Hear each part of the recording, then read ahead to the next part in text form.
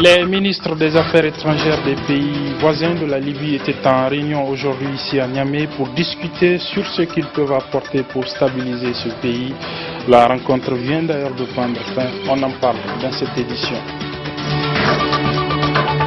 Et puis le syndicat national des enseignants contractuels et fonctionnaires de l'éducation de base est en grève de 3 jours à partir d'aujourd'hui.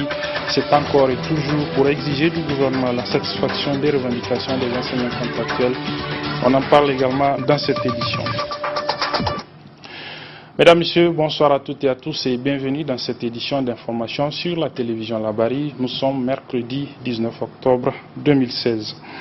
Demain, 20 octobre, ce sera donc le 5e anniversaire de l'assassinat du guide de la révolution libyenne, Mouammar el-Kadhafi. Et puis, coïncidence, c'est dans cette veille de l'anniversaire que s'est tenue ici à Niamey une réunion des pays voisins donc, de la Libye, une réunion pour discuter sur ce que ces différents pays peuvent apporter pour la stabilisation de la Libye. La rencontre s'est ouverte donc ce matin, elle vient d'ailleurs de prendre fin avec un communiqué final. Avant de vous faire suivre ce communiqué final, je vous propose de suivre le résumé de l'ouverture de la réunion avec nos reporters Ibrahim Abdou et Nasser Dantoufou. C'est un cadre de concertation et d'action de soutien coordonné composé des pays voisins de la Libye qui est mis en place afin d'accompagner la Libye et le peuple libyen vers une stabilisation de la situation sécuritaire et politique, une situation dont les conséquences du Conseil de sécurité des Nations Unies.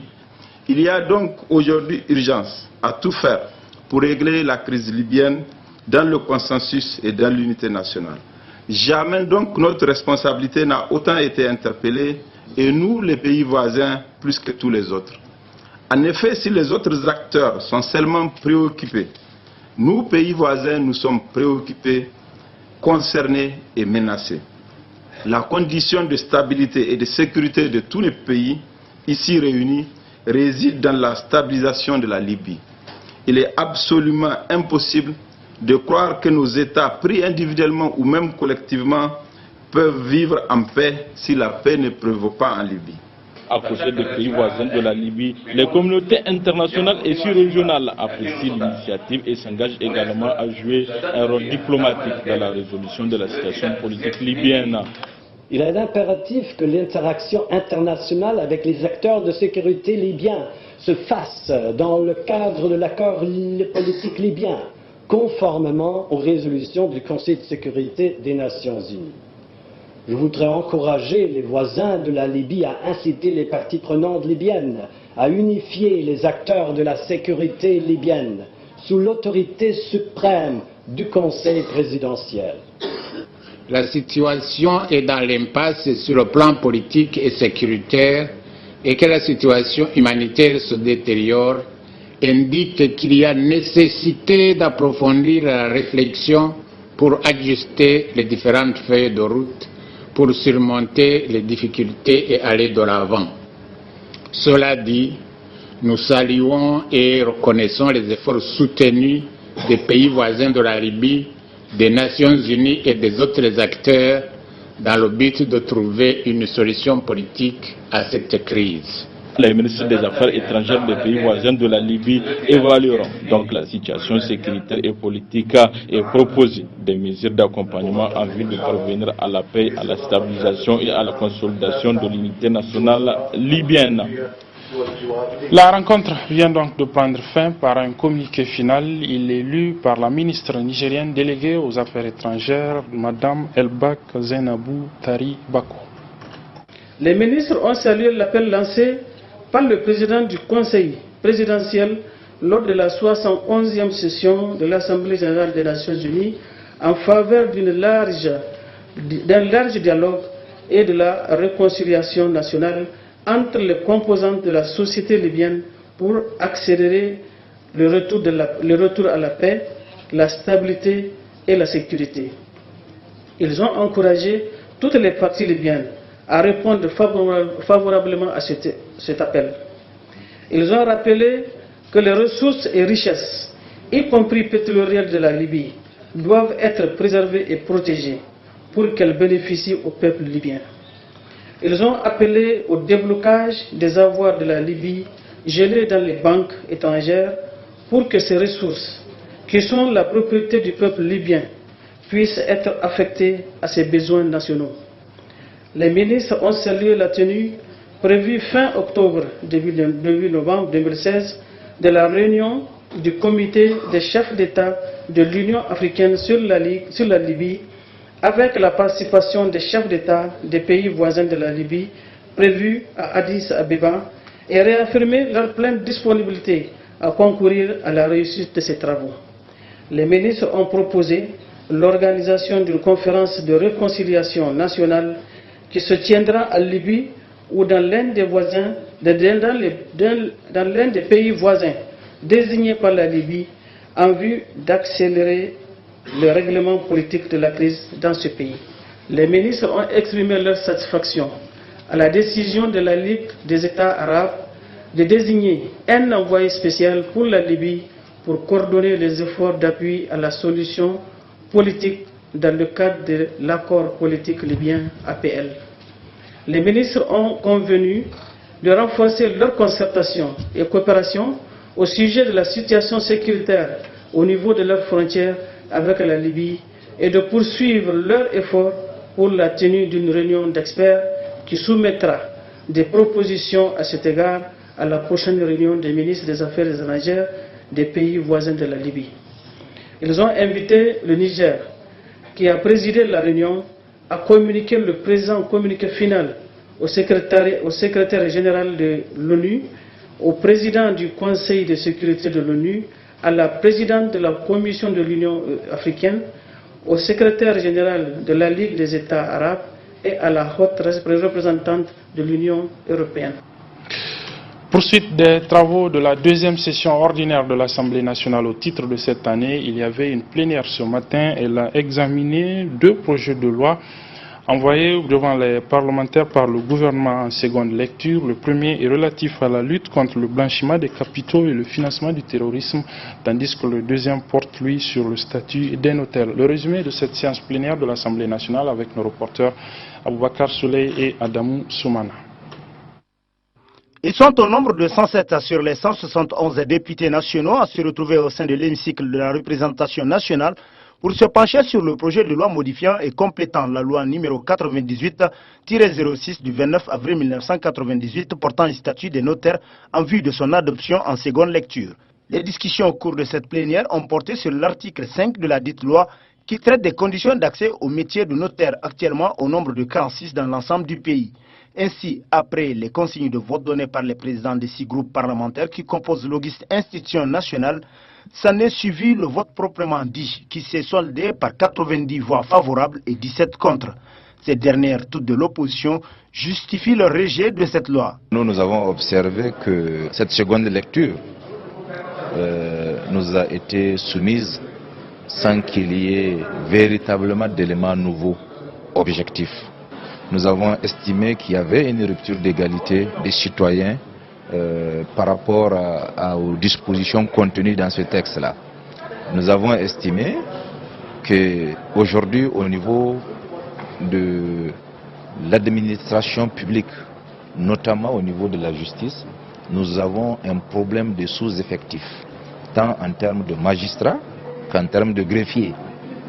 Et de l'autre côté, nous avons énormément de jeunes diplômés, aujourd'hui sans emploi. Donc si une ouverture doit être faite, nous avons estimé que c'est surtout à l'endroit de ces jeunes qui sont plus nombreux pour que la fonction publique, de son côté, puisse continuer à regorger de cadres d'expérience, de cadres qualifiés.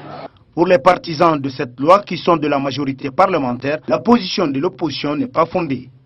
Il s'est avéré impératif de revenir sur cette même loi de manière à ce que les Nigériens puissent accéder à la fonction. Et du reste, de quels Nigériens s'agit-il? Il s'agit en fait des fonctionnaires des tribunaux. L'autorisation même de la création des cabinets va être délivrée par le ministre en charge de la justice.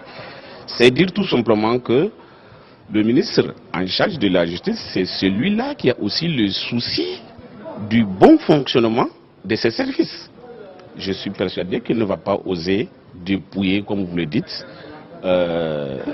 les services judiciaires de leur personnel de manière à ce qu'ils aillent tous au privé. Après l'adoption en seconde lecture de la loi portant statut des notaires, les élus nationaux se sont retrouvés à l'hémicycle pour examiner le projet de loi relatif à la lutte contre le blanchiment et le financement du terrorisme.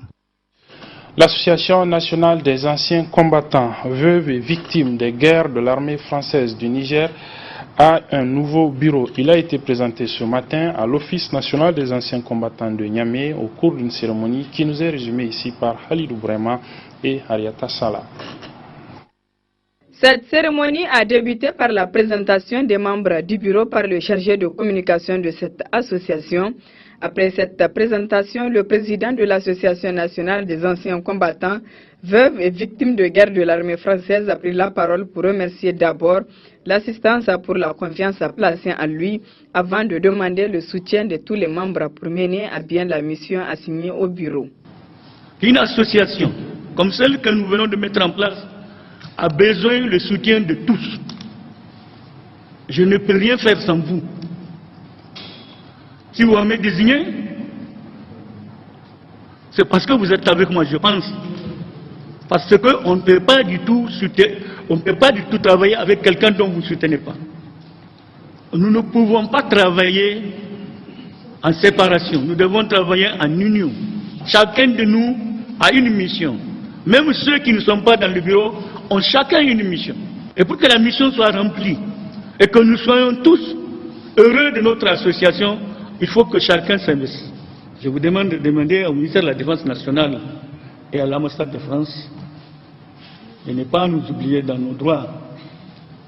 Nous avons des droits. Nous avons fait les devoirs. Et les devoirs, après les devoirs, c'est le droit.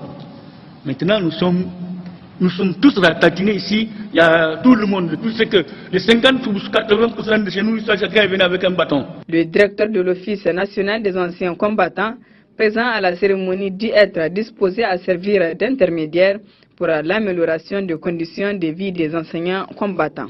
Je suis disposé à servir d'intermédiaire le plus efficacement possible avec le ministère de tutelle qui est le ministère de la Défense nationale pour que le bonus, vous puissiez en profiter le plus possible.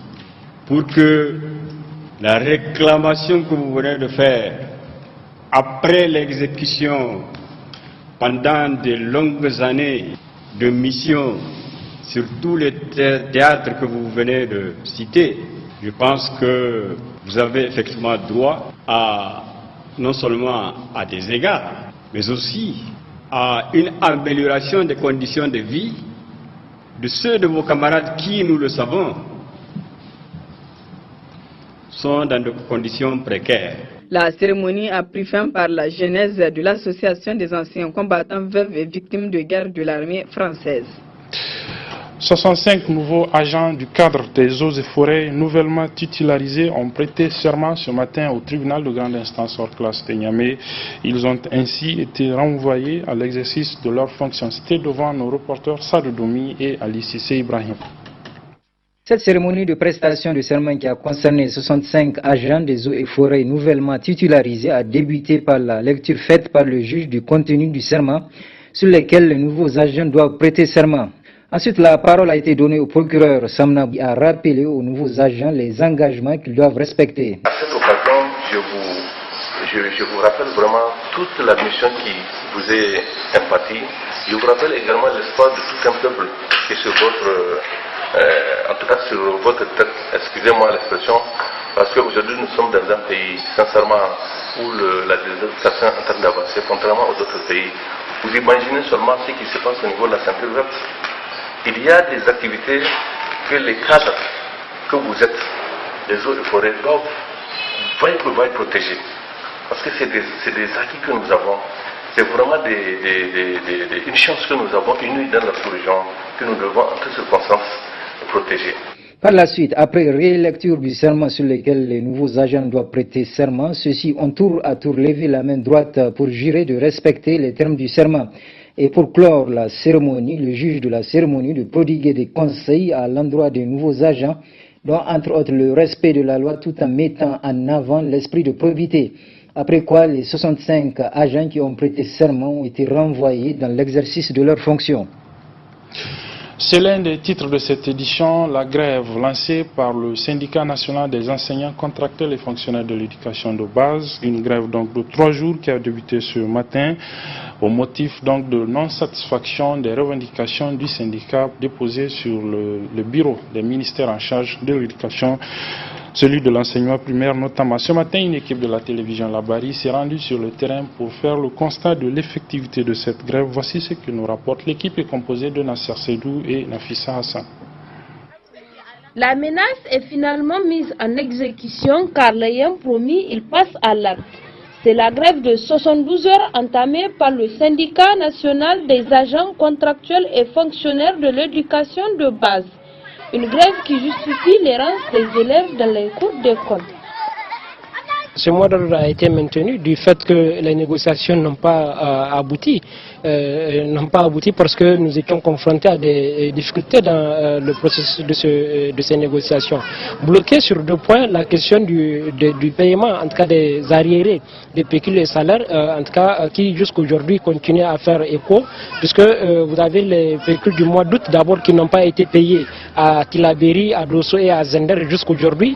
Le mois de septembre, c'est seulement Niamey et Agadez qui les ont payés. L'autre question de blocage, c'est la question du recrutement, où aujourd'hui, il faut dire que les matricules de 2014 et 2013 continuent encore à attendre et ils n'ont aucune intention parce que selon eux, c'est maintenant qu'ils sont en train de chercher les postes budgétaires pour ces camarades-là. Mais mieux, je dois vous dire que le recrutement risque même de s'arrêter parce qu'ils n'ont aucune intention de poursuivre ce recrutement à la fonction publique. Mais on ne peut pas comprendre qu'aujourd'hui, qu'il n'y ait pas dans la programmation de 2017, qu'il n'y ait pas de recrutement. S'il n'y a pas de recrutement, ça veut dire que nous allons perdre en tout cas le quota de 2015, le quota de 2016 et à partir de 2017, on doit dire au revoir parce que selon eux, il n'y aura plus de recrutement à la fonction publique. Voilà ce qui nous a véritablement amené à maintenir notre en tout cas, mouvement de 72 heures à compter de ce matin. Cette grève, le SINASEP entend la radicaliser en cas de non-satisfaction de ses revendications. Comme d'habitude, après les 72 heures de mouvement, et vous avez quand même vu qu'aujourd'hui, il y a beaucoup même de sections ou même des régions qui sont en assemblée générale, une façon de passer les informations liées en tout cas aux négociations d'hier. Nous allons en tout cas prendre toutes les propositions en tout cas à notre niveau et à la fin de ces 72 heures, nous allons nous retrouver, nous allons faire le bilan et nous allons nous donner une nouvelle conduite parce que pour nous aujourd'hui, il faut reconnaître une chose, nous venons de commencer ce mouvement, nous n'avons aucune intention en tout cas d'arrêter ce mouvement-là. Nous n'avons aucune intention aujourd'hui de croiser les bras et de laisser le gouvernement faire. Nous avons entamé et nous allons poursuivre ce combat-là pour que l'enseignant, comme je l'ai dit, puisse être respecté, pour que l'enseignant puisse véritablement être dans ses droits. Grève perlée tantôt par les enseignants, tantôt par les élèves, l'école nigérienne peine à être remise sur les rails, d'où la nécessité de la sortir des sentiers battus par tous les acteurs. Relativement justement à cette grève du syndicat national des enseignants contractuels et fonctionnaires de l'éducation de base, cet après-midi, les responsables du ministère des enseignements primaires ont animé un point de presse pour entre autres dire que la grève n'a pas sa raison d'être puisque l'ensemble des revendications posées par le syndicat ont été satisfaites. Je vous propose de suivre le résumé de ce point de presse avec nos reporters Nasser Seydou et Ousmane Sédiko. Nous sommes le 19 octobre. Le SINASEP en est à son 3e préavis de grève. Je crois qu'on a fait 20 jours depuis la rentrée, c'est il y a 20 jours à peu près. 11 jours sur les 20, le SINASEP est en grève. Est-ce que vous trouvez ça raisonnable? Aujourd'hui, qu'ils disent qu'en 19 jours de cours, nous avons déjà fait je ne sais pas combien de jours de grève, mais c'est ce que nous avons décidé. Nous l'avions dit que l'année sera perturbée tant que les problèmes des enseignants n'ont pas trouvé de solution. Ces propos à eux seuls résument les positions tranchées de part et d'autre. Aussi, l'achoppement des négociations entamées hier entre le SINASEP et son autorité de tutelle qui s'est apaisantie sur les points inscrits sur la plateforme revendicative de ce syndicat et qui ont trouvé des solutions. Il y a une dynamique qui s'est enclenchée.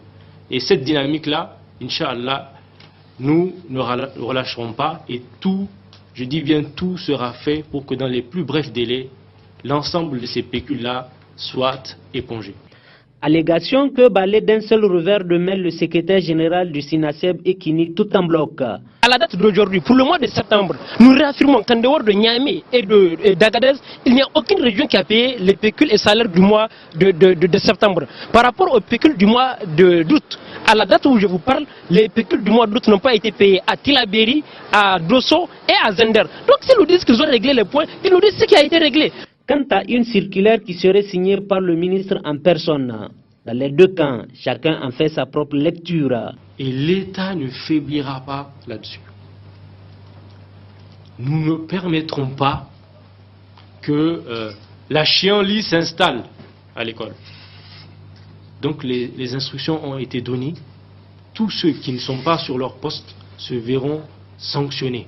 Et hier seulement, ils disaient que nous n'avons personne qui suit la grève. Aujourd'hui, ils reviennent pour dire que, parce que la grève est largement suivie, ils reviennent pour dire qu'ils ont sorti une note circulaire pour intimer les camarades à être sur leur poste. Je voudrais rappeler au directeur de cabinet et au ministre que la loi sur la grève n'a prévu qu'une seule sanction.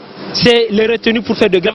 Cette guerre médiatique que se livre l'autorité en charge de l'éducation et le SINASEB ne sera sans nul doute pas de nature à apaiser les tensions, chose qui serait aussi préjudiciable au bon déroulement de l'année scolaire, déjà perturbée par toute une série de grèves de part et d'autre.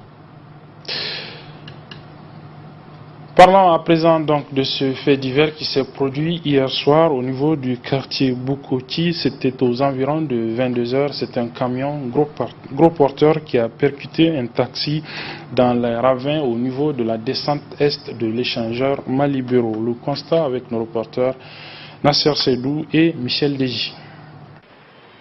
La scène a paru très sinistre, mais heureusement la peur s'est vite dissipée, laissant que des dégâts matériels.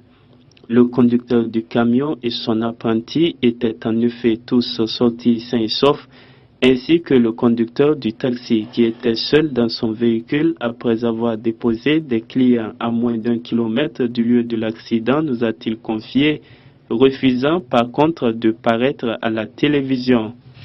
Selon lui, ce camion en provenance du Nigeria était au milieu de deux autres, et c'est après avoir percuté celui de devant que son conducteur aurait perdu la maîtrise de son guidon, provoquant ainsi la chute du taxi. À l'arrivée de la police constat, les deux chauffeurs rescapés ont fourni eux-mêmes les premières informations utiles, confirmant en premier que personne n'a eu de blessés graves nécessitant d'être évacué à l'hôpital. Un mot de culture pour refermer cette édition avec cet événement culturel qui va se tenir le samedi prochain, le 22 octobre, donc au niveau de Niamey. L'événement est dénommé Fashion Party. Je suis Padouk. Il est organisé par les responsables d'une marque de prêt-à-porter et d'accessoires de vêtements hommes et femmes. Il va donc se tenir le samedi prochain. Cet événement Fashion Party, Je suis Padouk. Padouk étant le nom de la marque, va se dérouler donc en prélude à cet événement. Les responsables de cette marque ont animé cet après-midi au Centre culturel franco-nigérien Jean Rouch de Niamey une conférence de presse qui nous est résumée ici par Soumel Abdoulaye et Michel Deji. Je suis Padouk, parce qu'on aimerait que tout le monde porte un peu de Padouk en lui. L'événement est présenté comme étant un véritable show où la mode et le spectacle vont se donner rendez-vous après la première édition qui s'est déroulée en mai dernier. Nous aurons un défilé de mode. Ici, c'est un défilé extraordinaire parce que nous n'avons pas des mannequins de profession. Ici, ce sont les clients de la marque Padouk qui défilent. Alors, quand je parle de clients, je parle des chefs d'entreprise, les cadres, les étudiants, les élèves, les enfants, et tous ceux qui aiment bien la marque Padouk. Donc, ce sont ces clients qui défilent et qui abordent la marque Padouk. Nous aurons des prestations musicales, des artistes qui viendront exacerber ce défilé de mode, des clowns, comme d'habitude, pour vous faire un peu rigoler. Nous aurons un showroom vente où il sera question de s'offrir quelque chose de très beau, Padouk, des boutiques, durant cette soirée. Padouk, c'est une jeune marque de prêt-à-porter et d'accessoires femmes qui met en valeur le pagne dans ses collections. Malheureusement, l'année dernière, je n'ai pas pu défiler. Mais cette année, je suis très contente de pouvoir défiler pour la marque Padouk. Donc c'est quelque chose de très personnel. On arrive à avoir des tenues qu'on aime. Et ça fait plaisir de défiler avec des vêtements qu'on a choisis nous-mêmes et de se mettre en valeur en quelque sorte. Donc voilà, j'ai un showroom à domicile. Parce que la marque elle est encore très jeune et le concept que je développe à domicile, les ateliers sont à domicile. Donc il suffit juste d'aller, on a aussi un site internet www.padoukafrique.com, on a toutes les adresses, donc c'est une surprise. Donc j'invite vraiment tout le monde à se procurer une invitation pour venir. Tous ceux qui sont avec moi, qui m'entourent, vont défiler, c'est des mannequins. Donc voilà, c'est ça, c'est une surprise. Venez faire la fête de la mode africaine avec nous. Un rendez-vous auquel seront également présents des stylistes et artisans nigériens qui ont eux aussi lancé un appel à la mobilisation. Voilà, c'est la fin de cette édition, mesdames et messieurs. Merci de l'avoir suivi. Les programmes se poursuivent sur la télévision Labari. Au revoir.